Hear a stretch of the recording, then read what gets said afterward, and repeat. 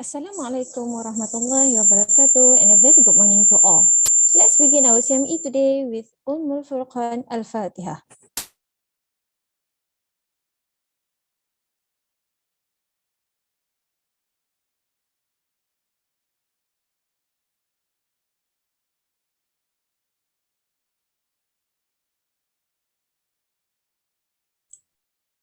Welcome to the CME number 3 for 2022.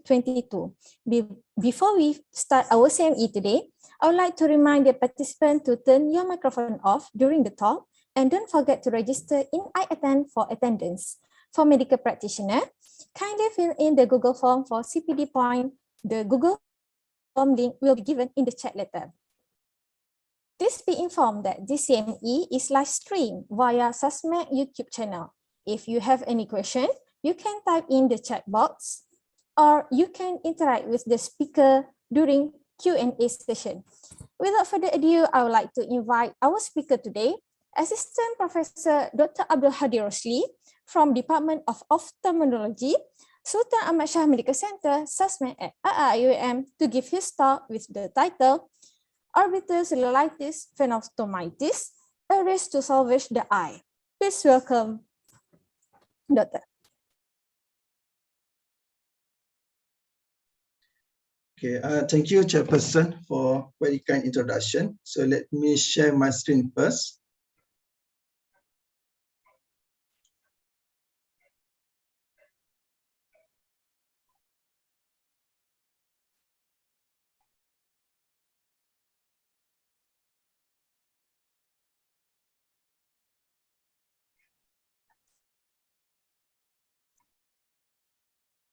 Okay, Assalamualaikum warahmatullahi wabarakatuh. Greeting to all professors, associate professors, consultants, specialists, matrons, medical officers, sisters, and all staff of SASMEC. So I am Dr. Abdul Hadi Rosli from Department of Ophthalmology.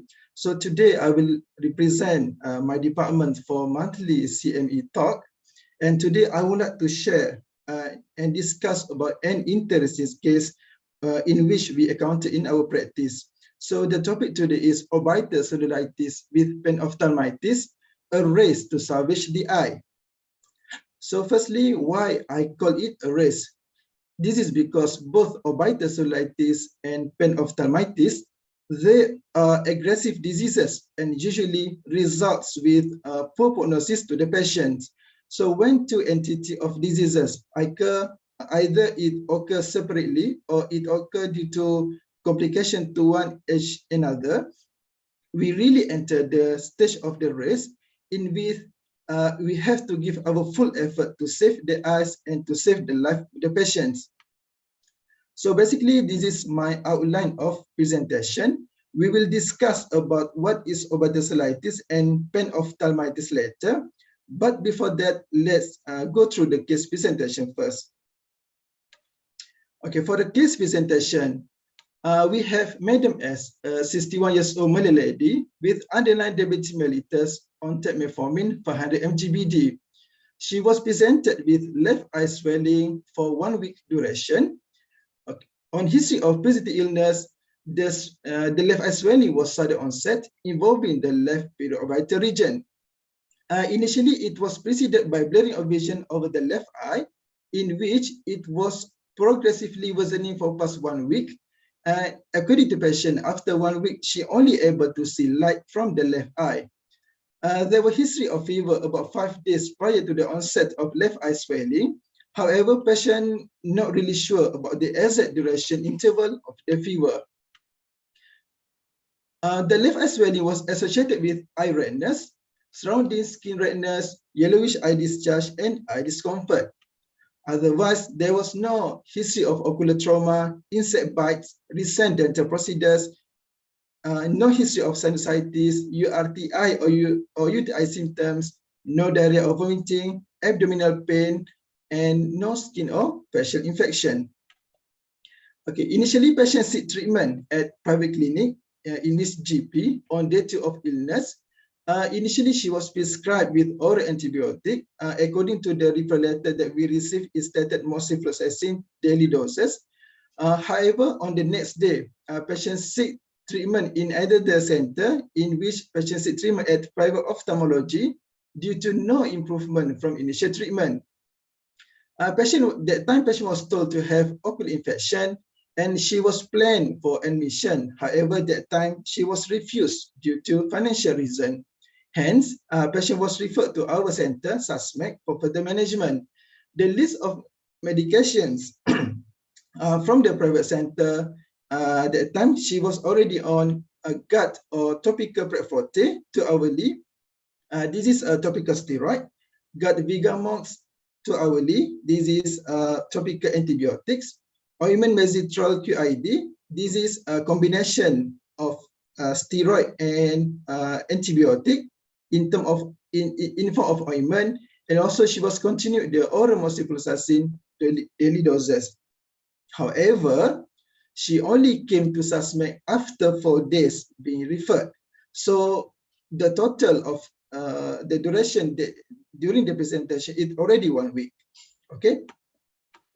So on clinical examination, generally patient alert and conscious, GCS were full, and patient febrile during the presentation. The vital signs were stable. The cardiovascular, respiratory, abdominal, central nervous system examinations were normal. Okay, on ocular examination, the gross abnormality we can see confined to the left periorbital region. So what we can see, the left eye periorbital swelling with skin erythematous, the left eye proptose with mechanical ptosis, and there was severe chemosis of conjunctiva associated with the yellowish eye discharge. Otherwise, the right periorbital region were normal. Okay, so upon we lifting the left upper eyelid, so we can see more clear the part of the eye is what's so injected and also chemos. Okay. Okay. Then on ocular examination, the visual acuity of the left eye, it's only light perception. So this is very severe visual loss. There was presence of the positive relative afferent pupillary defect of the left eye. So we know that optic nerve of the left eye already compromised. There is limitation in extraocular movement of the left eye in all gazes. There was raised intraocular pressure over the left eye, which is 54. For the sake of learning for everyone, the normal intraocular pressure is between 10 to 21. So the left eye is 54, it's raised intraocular pressure. And the proptosis, it was measured using the ESOF thermometer, in which the differences between right eye and left eye, if more than 2 centimeters, it considered significant proptosis. So the left eye, it measured about 17 centimeters, and the right eye measured 12 centimeters. So it's a significant proptosis over the left eye.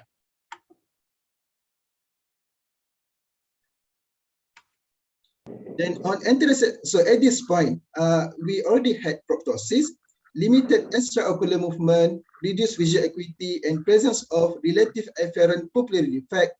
The conjunctiva was so injected and chemos, eyelid was swollen and redness. So we know that we are likely dealing with the cases of orbital cellulitis. Then on anterior segment examination, the right eye was normal. Okay, this is anterior segment examination of the left eye. Okay, so we can see here the conjunctiva was so chemos. Chemos means the swelling of the conjunctiva, and it's so generalized injected.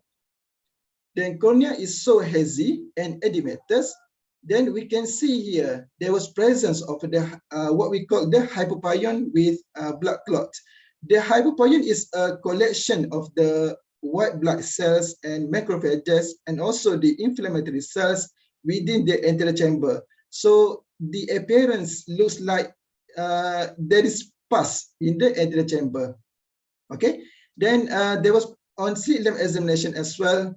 We can see the anterior chamber filled with dense fibrin. So we know that there is severe inflammation ongoing inside the eye. Okay, next we proceed with post-assessment examination. Okay, for the left eye, there was presence of dense vitritis. Okay, vitritis means it was inflammation of the vitreous body, so it makes us unable to view the fundus of the left eye. Otherwise, the right eye was normal. Okay, as we are unable to see the fundus due to media obstruction caused by dense vitritis, so we proceeded with ultrasound B scan, also known as brightness scan. So on B scan, we can see it showed dense hyperaquate signal inside the vitreous. So this signifies the vitritis. And also we can see the sclera here. This is our sclera. This is the sclera. So it is diffusely thickened with presence of periorbital tissue surrounding the eyeball. So at this point, from the B scan, we know that the orbits already compromised due to orbital cellulitis, and the eyeball also compromised in what we call the Panophthalmitis.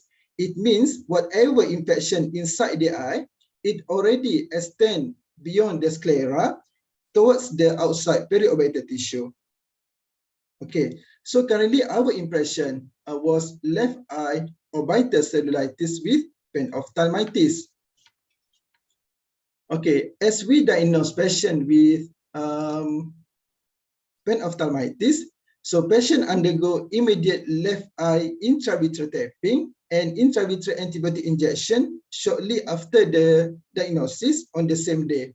Okay, so basically the purpose of the left eye intravitreal tapping and antibiotic injection is to obtain the vitreous sample so that we can say for culture and sensitivity. And also we want to give intravitreal antibiotic injection straight into the vitreous cavity. Because our eyeball, it has what we call the blood-retinal barrier. So not all drugs able to penetrate the blood-retinal barrier. So to reach the retinal layer. So by giving the intravitreal antibiotic injection, we deliver the effective doses straight into the vitreous cavity to treat the infection. All right. Okay, so patient was explained regarding procedure. Okay, basically intravitreal therapy and antibiotic injection, it was done under sterile condition under topical local anesthesia. And for the intravitreal therapy, we use the 5 measuring and 23 gauge needle. So it's injected 4 millimeter from the limbus. Okay, so basically this is cornea. This is the limbus junction between cornea and conjunctiva. So it's about 4 millimeter. We inject straight into the eye. So we can see here from the picture, we can see intravitreal tapping. It obtained the straw yellowish color of the vitreous is already collection of pus inside the eye. And this sample we send for grain stain and culture and sensitivity. Okay. Okay, so this is another close-up picture. We're showing the pus inside the vitreous cavity of the eyeball. Okay. Okay, then next we proceeded with intravitreal injection subsequently after the tapping. So for first injection, this patient we gave intravitreal vancomycin 2 mg in 0.1 mils and intravitreal ceftazidime 2 mg in 0.1 mils. So basically, throughout the admission, this patient, she received total 3 intravitreal antibiotic injection within 3 days interval. And for the subsequent 2 injection, we added intravitreal amikacin 0.4 mg in 0.1 mils. This is after we review the result of the vitreous grain stain. All right.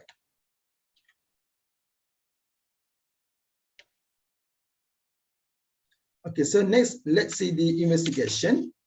So basically, this is the list of investigation of for the patient. So for blood count, we can see patient had a bit anemia, generally normochromic normocytic anemia. Total white cell 9.6, and platelet 598. The renal profile, the sodium slightly low, otherwise urea creatinine normal. LFT showed mild transaminitis. However, subsequently repeated LFT, it showed normal LFT. The SR was raised and CRP was raised 1.85. Then full blood sugar is also raised 9.6, HbA1c 7.8%. So the sugar control not really optimized.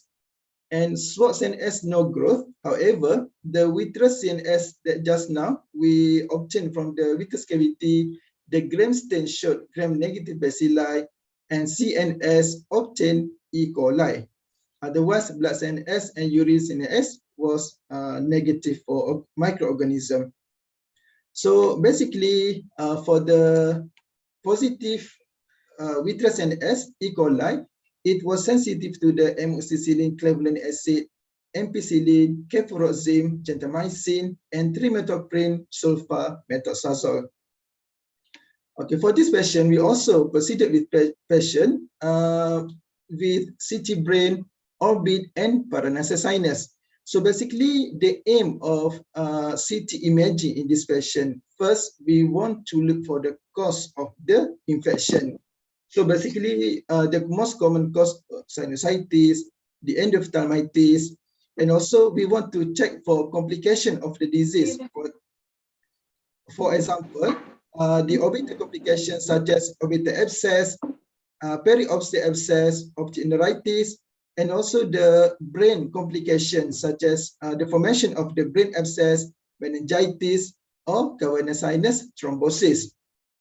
Okay, so this is for the orbit. So we can see the left eye was proptose. There was diffuse thickening and enhancement of the sclera, the aqueous and appear denser. Then optic nerve is swollen with peripheral enhancement. There was extensive periorbital fat stranding and increased fat stickiness in intracorneal and extracorneal, and lacrimal gland and also extraocular muscle appears bulky. Otherwise, the right eye was normal. Okay. However, for the brain, there was no enhancing brain lesion, no intracranial hemorrhage, no abnormal meningeal enhancement. Then the cavernous sinus also normal. For the paranasal sinus, also normal and well irritated. So after review all the investigation, so our final diagnosis is left eye E. coli orbital cellulitis with panophthalmitis.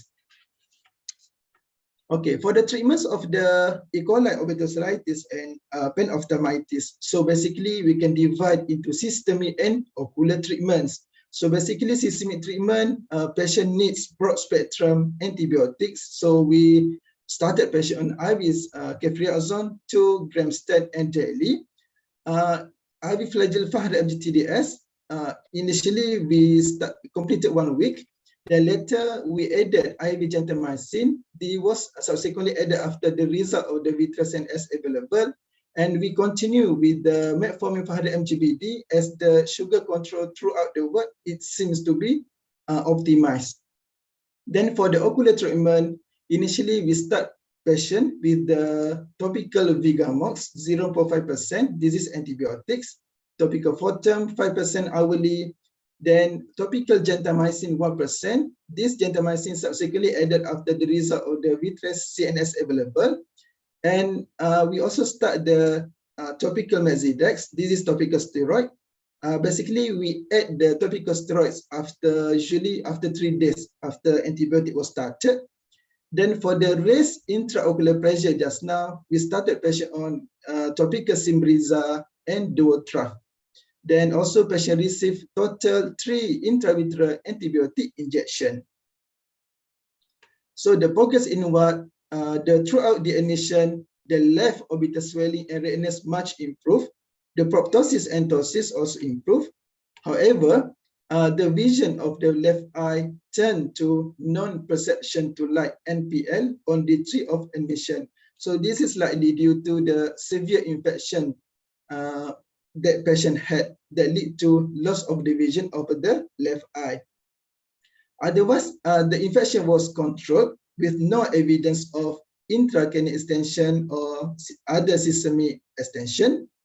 So patient completed IV antibiotics for 2 weeks, and she was allowed discharge with oral ciprofloxacin 500 mg/d for 1 week. And the ocular medications slowly tapered down and stopped subsequently after the follow-up.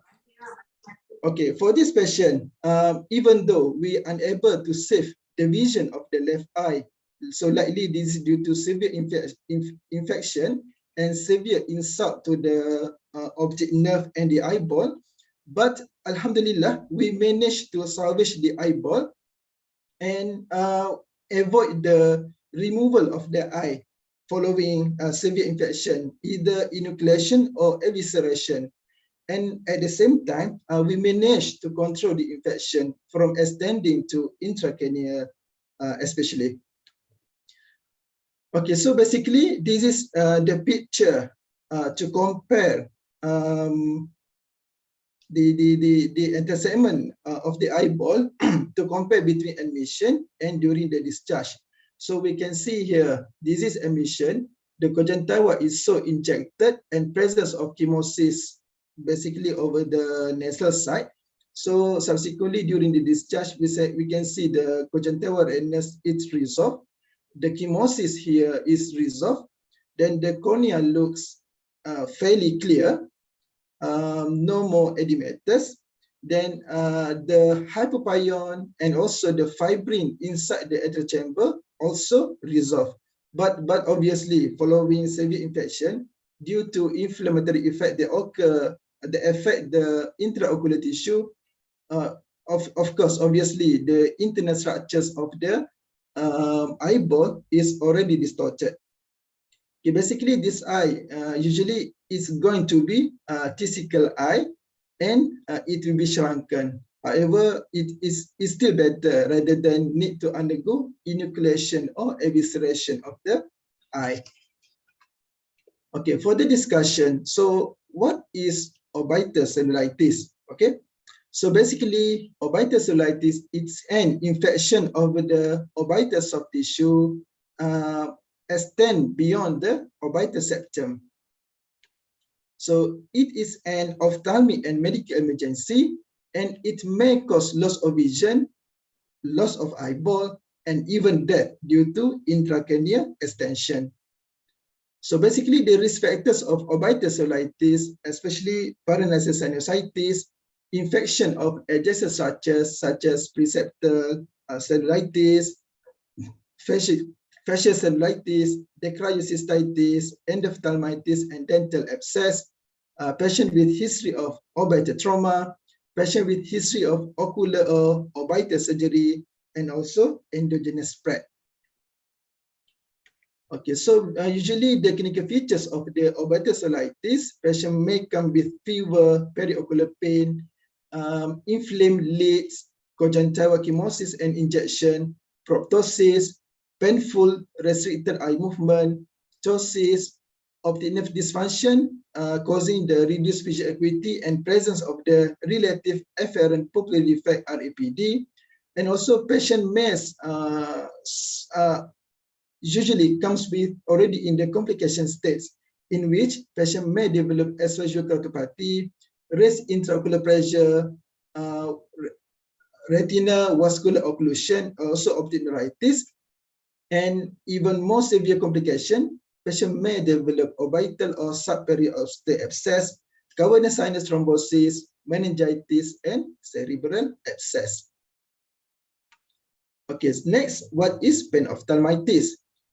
So basically, panophthalmitis, it's a purulent inflammation involving all coats of the eyeball, including intraocular structures. Panophthalmitis also an ocular emergency. Panophthalmitis usually it will develop rapidly, and the prognosis also poor. So basically, it's basically the management of the panophthalmitis. It's remain challenging, and most patients ended up with evisceration or enucleation. So basically, the risk factor including patient with history of ocular surgery or trauma, patient who are immunocompromised, patient who had history organ transplant, they are immunocompromised, patient cancer patient, HIV and AIDS patient, and also patient with intravenous drug abuse. So clinical features include patient had ocular pain, eye redness, inflamed lids, conjunctival chemos and injection.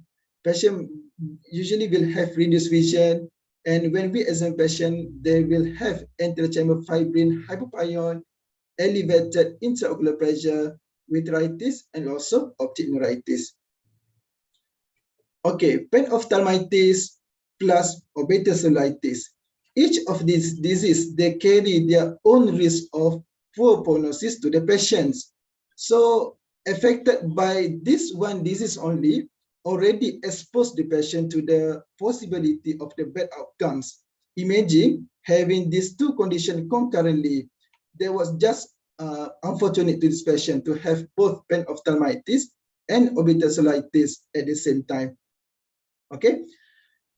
Okay, next, when we talk about the aim of management as a treating doctors, it was important to us to have clear aim, what we want to achieve in the management of patient.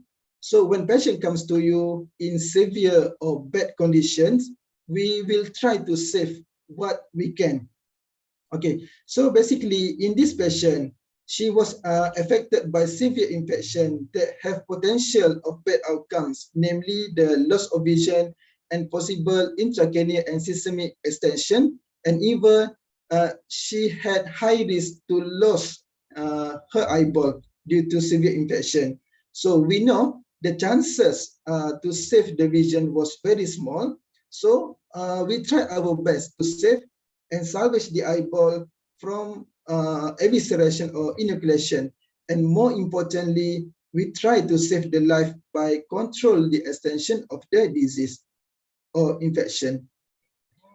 Okay, so in this discussion, I also want to highlight the role of imaging in orbital cellulitis and panophthalmitis. So basically, I want to highlight the importance and the use of B scan or brightness scan ultrasonography. This is readily available in ophthalmology clinic. This instrument, we want to see the vitreous cavity as well as the retina integrity, the sclera, and also periorbital tissue. So this instrument is useful, especially if we are unable to view the fundus, maybe because of usually due to media obstruction, namely vitritis. Sometimes patient with dense cataract also, we need help from the B-scan ultrasonography to view the vitreous and also the retina. Okay, so basically for the learning purpose, so I would like to share the differences of endophthalmitis and panophthalmitis using the B-scan. Okay, maybe our colleague may be a bit confused about the term endophthalmitis, panophthalmitis. Okay, so basically the endophthalmitis, we call it endophthalmitis if infection still confined within the vitreous cavity.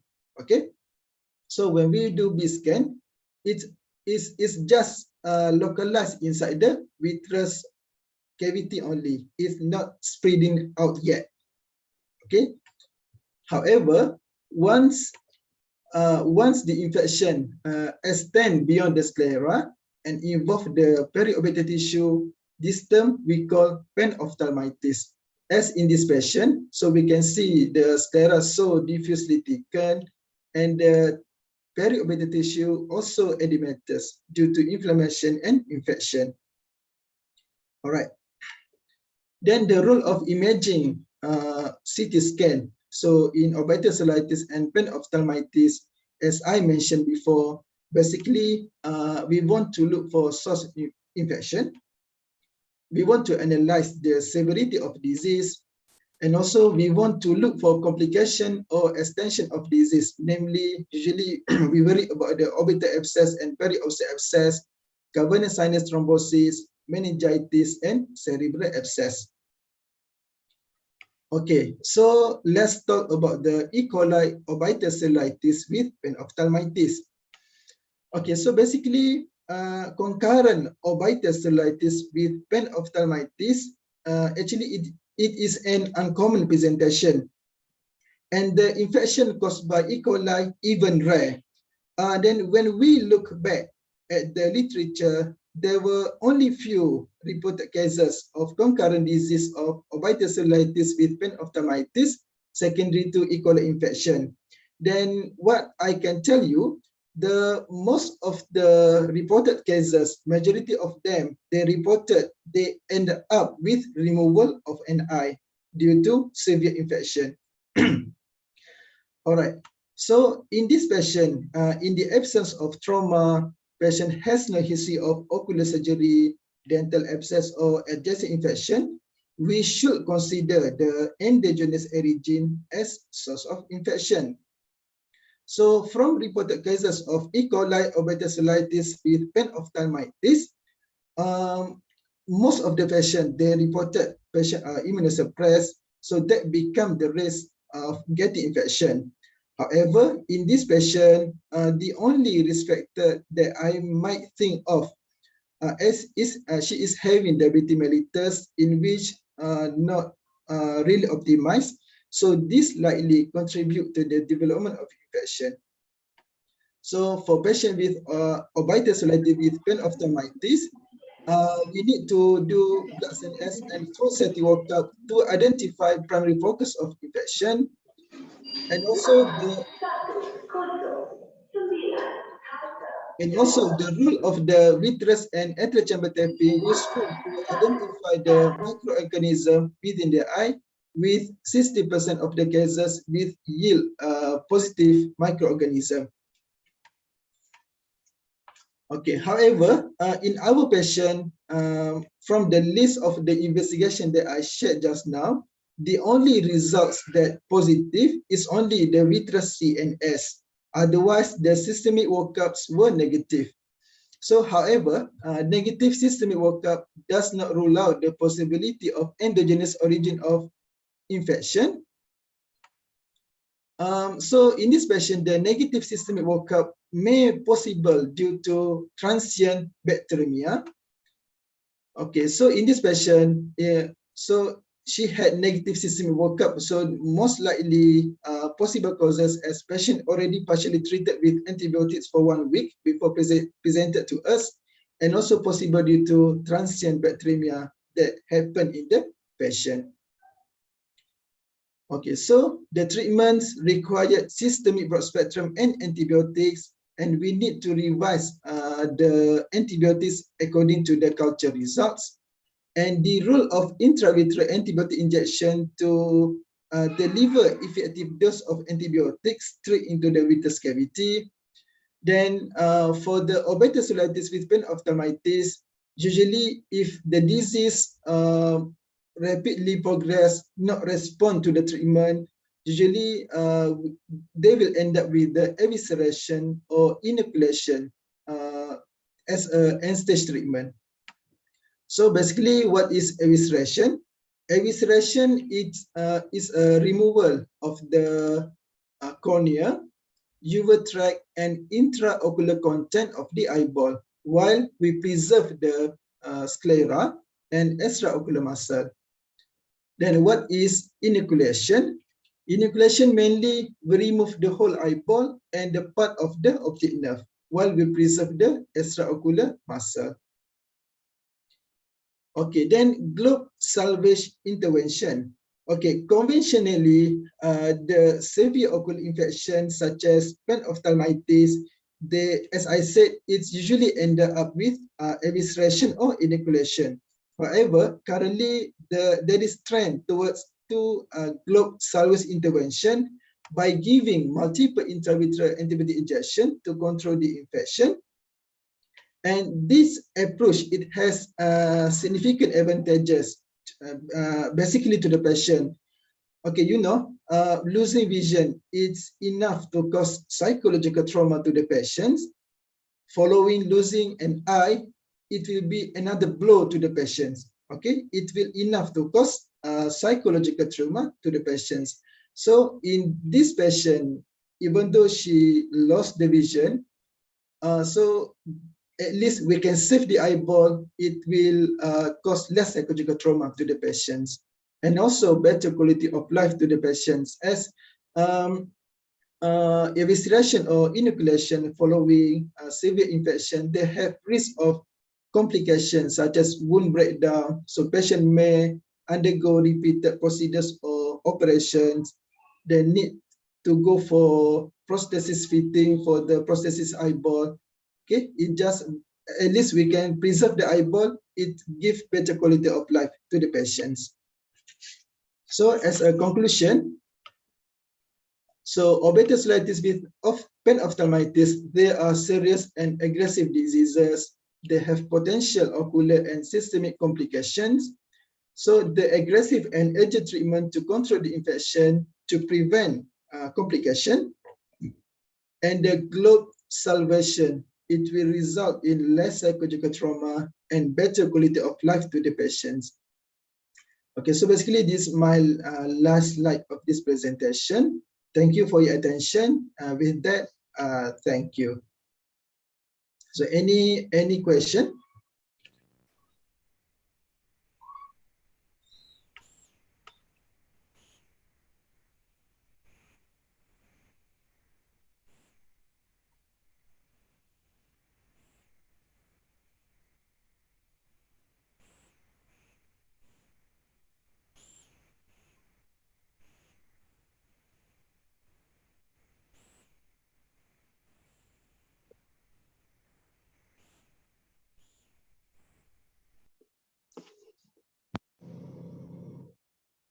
Okay, any question from the floor? Maybe if you have any question or some questions in your mind, I will try to answer if possible. Okay.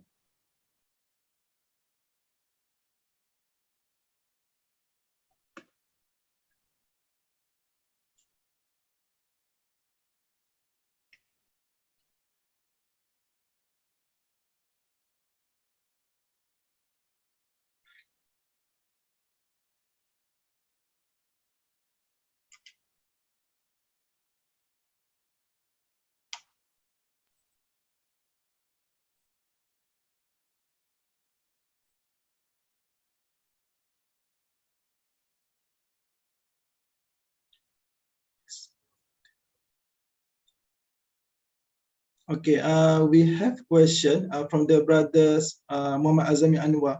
So the question is risk of developing cavernous, risk of developing cavernous sinus thrombosis in panophthalmitis. Okay, so basically, the risk of developing cavernous sinus thrombosis in panophthalmitis.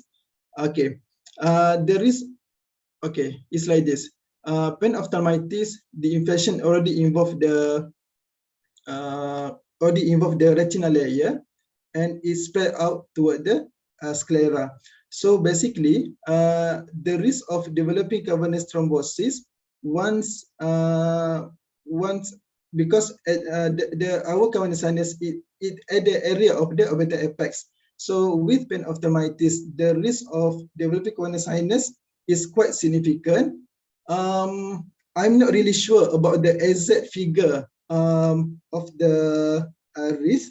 However, compare panophthalmitis with endophthalmitis, the risk of panophthalmitis to develop cavernous thrombosis is even higher. But I'm really sorry, I'm not so sure about the exact figure currently. Yes. Thank you very much, Dr. Hadi. My subsequent question after that is, if the risk is high, will you prophylaxisly start them on anticoagulation or antithrombotic agent if you suspect patient with panophthalmitis?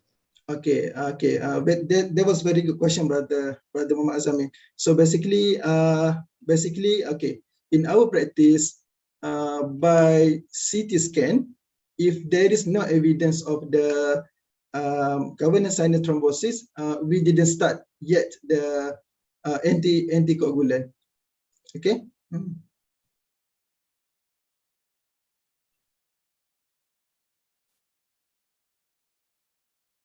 Okay, next question. Why is inoculation contraindicated in panophthalmitis?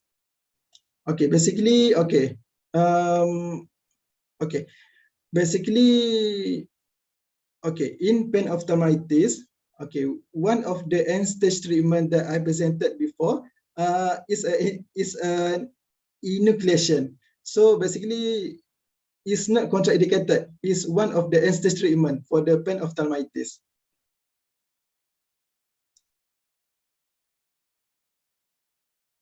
However, usually in our practice, usually we try to preserve the eyeball. Okay, as we try to avoid the enucleation in panophthalmitis.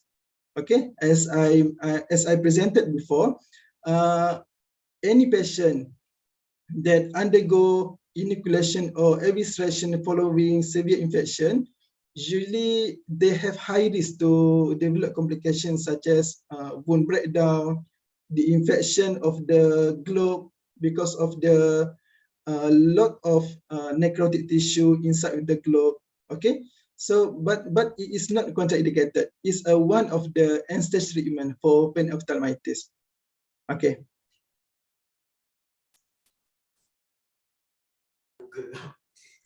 We still open the floor for any question for our speaker today.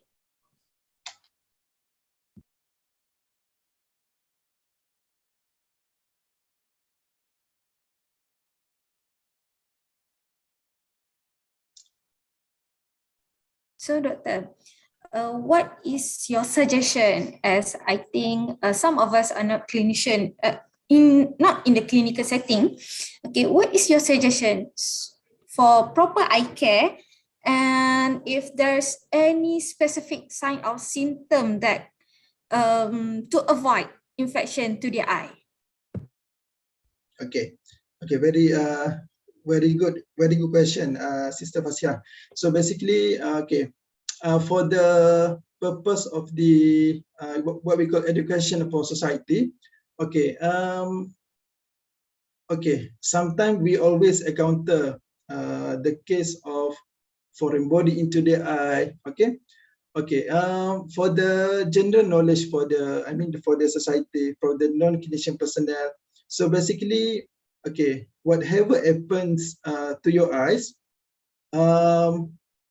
if you have eye pain, if you have blurring of visions, persistent blurring of visions, it's not normal anymore. Okay, just do not wait too long to seek for the treatment, especially when you have something going inside your eyes, or your eyelids become swollen, become redness, it has profuse eye discharge. Don't wait too long to seek treatment from the ophthalmologist lah. So since you have access to the ophthalmologist, okay.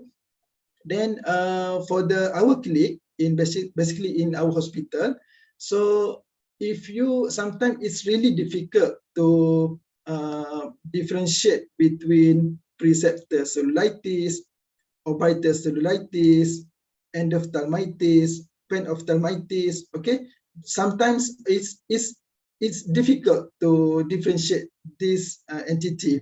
So I think if you have difficulty to diagnose, or just need ophthalmologist to see the patient, just give us a call.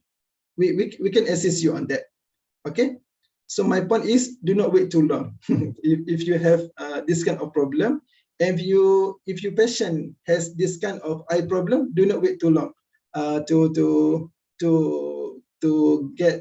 refer to us. We can have a look and assist you in this matter. Yes.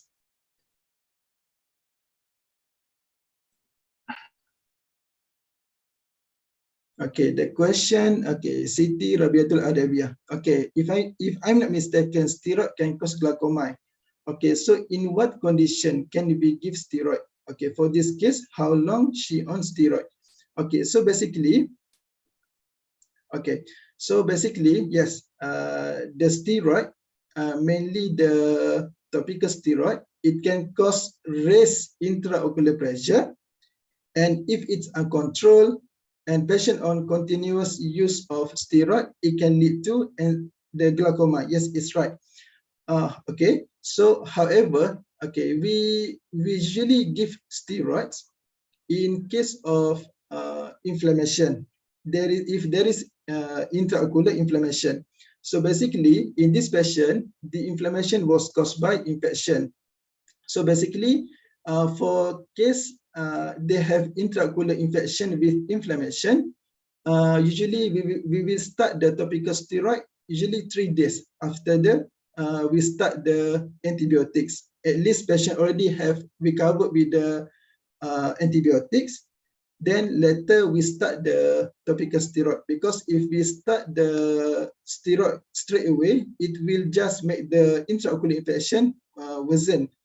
Then after 3 days, we can start the topical steroid.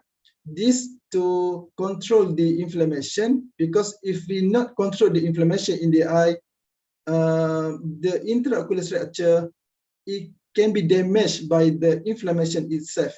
Okay. Okay, then but the important part of the starting topical steroid in every patient, we need monitoring.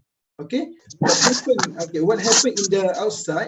Sometimes patient, because this medication they can have over the counter, but they have no monitoring. So for practice, any patient we started patient on topical steroid, we need to monitor the patient. Means we have to monitor the intraocular pressure, and we have to monitor the optic nerve head itself. Okay, then in case there is elevated intraocular pressure following starting of steroid, we will stop the steroid. Okay, we will start another medications. Okay, then for this case, how long she on steroid? So basically, for this patient, basically patient on steroid about 2 to 3 months. However, on tapering dose, initially 4 hourly, then later we reduce the frequency 6 hourly, then later TDS, BD, and we just taper slowly. Okay, for this, that. Okay, am I answering your question, Sister Siti Rabiatul?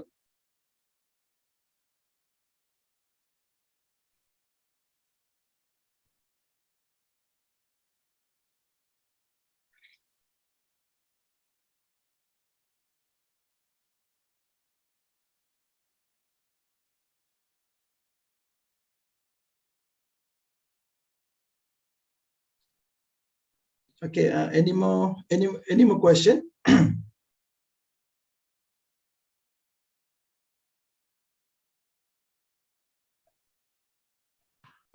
Doctor, does a comorbidity affect the severity of the disease or infection and the management of the infection?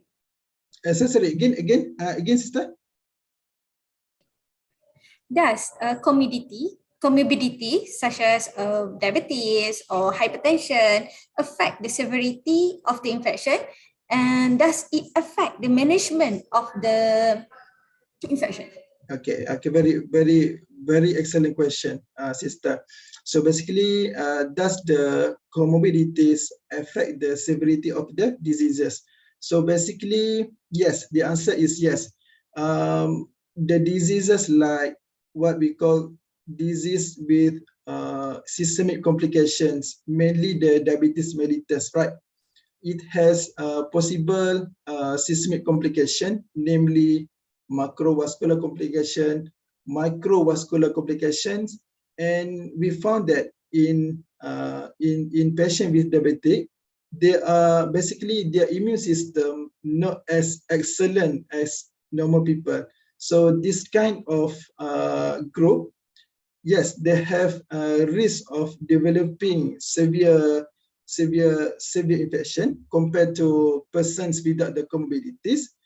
And so basically, in patients with, for example, diabetes, if they develop any kind of infection or disease, at the same time we treat the disease and infection, we also have to take care the control of the diabetes.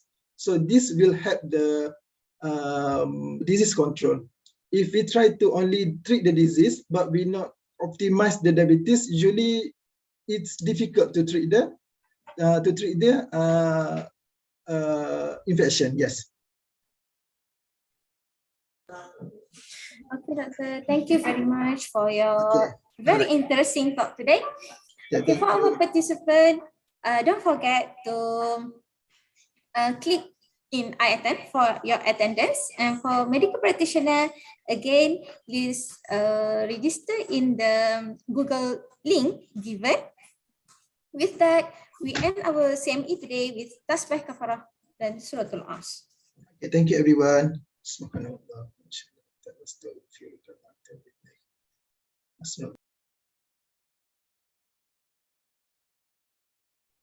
Thank you again to all participants that attend the CME today.